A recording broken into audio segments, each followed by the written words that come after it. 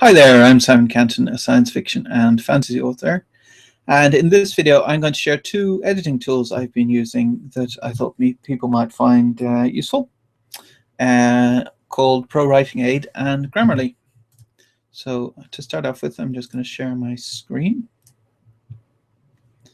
And I'll go over here to Word. So if you see in the top right-hand corner, there's two things here. This one is ProWritingAid. So if I go and do an analysis on this, it shows me a bunch of things that are actually quite useful for self-editing or editing with the use of a tool, this chapter from my book. So it comes up with a bunch of different things it's found. So if I go over to overused words check, it finds that I've used the word have 16 times in this short chapter, which is probably too much. That I've started sentences with ing words, recovering, for example, 3 times in the chapter, so that's okay, I think. And maybe I've used twice. So that's the first one. Obviously, with all of these tools, they're not as good as a human is, so you need to have a fair grasp of grammar and spelling and things like that yourself. All they're doing is suggesting places where there may be a problem. Writing style check then shows me, for example, all the adverbs to say maybe I can get rid of them. It shows passive writing, had been thrown, for example, and all kinds of other stuff like, for instance, I'm not sure, Ginny said, don't get me wrong, I never liked being a slave, but I don't want to be a warrior either. So it says you could just get rid of the don't get me wrong. I'm not sure, I never liked being a slave, but I don't want to be a warrior either. Obviously, the general rule of thumb for clear writing is to get rid of stuff that doesn't add anything. So unless don't get me wrong was a common thing that Ginny, the character Ginny, said all the time, or that she was deliberately obtuse or something, then I just get rid of it because it's just fluff. It's just filling up the book for no reason. The next one is sentence length check. It's just telling me that the average sentence length is 8.5 and the target is 11 to 18 in general, but my sentences tend to be quite short, so that's okay. And the last one's a grammar check, which is just spelling and commas and full stops and stuff like that. A lot of it is flagging character names, so obviously they're not a problem. So that's ProWritingAid. There's a bunch of other stuff. It checks to see if your dialogue tags are opened and closed correctly, that you don't have one opened and not closed, or closed and not opened, or whatever. Checks to see if you're repeating the same words over and over, and other checks down here. Also for journalists and things like that, it has house style and stuff like that. I just got it set to creative, and I've got house style turned off because I'm just a novel writer. I don't need a house style. So that's ProWritingAid, which I discovered back in December, and so far it's the most useful and most impressive grammar and spelling checker I've found. I also have Grammarly over here, and Grammarly is very good too.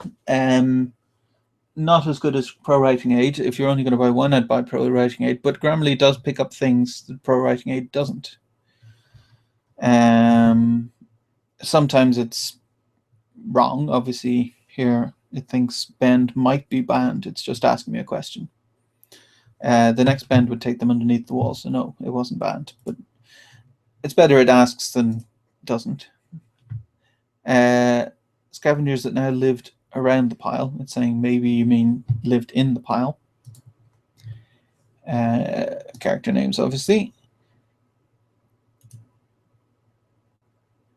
Oh, there's a good one, a good example. With a circles of blades, obviously is not correct. So she made her own weapons, plural, with circles of blades.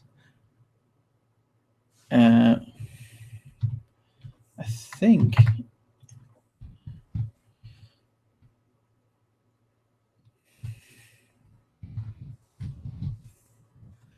I have to add a little bit. So that's a good example. That's something Grammarly found that ProWritingAid missed. Sometimes even Microsoft Word's spelling and grammar thing picks stuff up, but that's obviously included free with Word.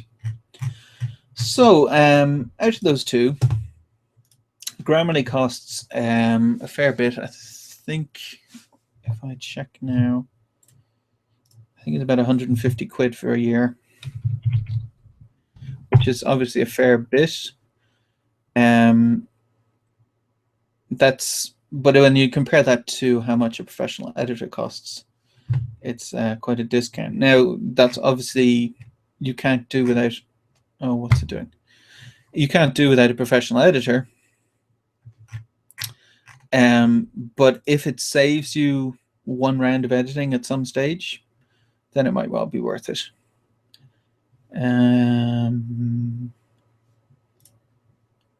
The website keeps throwing me straight into stuff. Oh, I see. Because I'm logged in as me, it's saying, well, you already paid. You don't need to look at the how to buy stuff.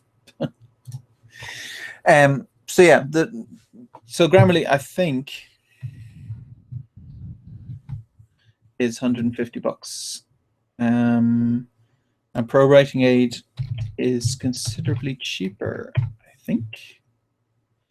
Premium. So 1 year, 35 bucks. That's not bad at all. For what it gives you, I think ProWritingAid is more than worth $35.